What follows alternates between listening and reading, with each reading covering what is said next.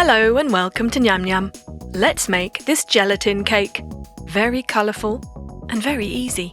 Start by syringing different coloured gelatin into a silicone ice cube mould.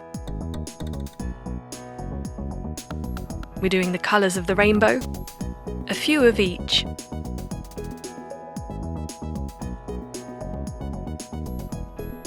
Close that up and refrigerate for 30 minutes. Meanwhile, get a donut-shaped cake mould and pour in some clear gelatin, just to cover the bottom. Then get your set gelatin colourful balls and place them on top. You can pile them up like so, and pour over more clear gelatin.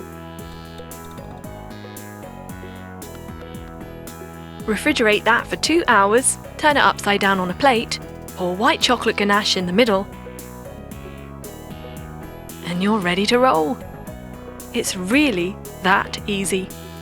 Now just slice, let the white chocolate ganache ooze out,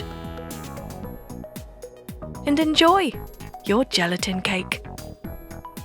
Why not add a dash of colour to your day? Give it a go.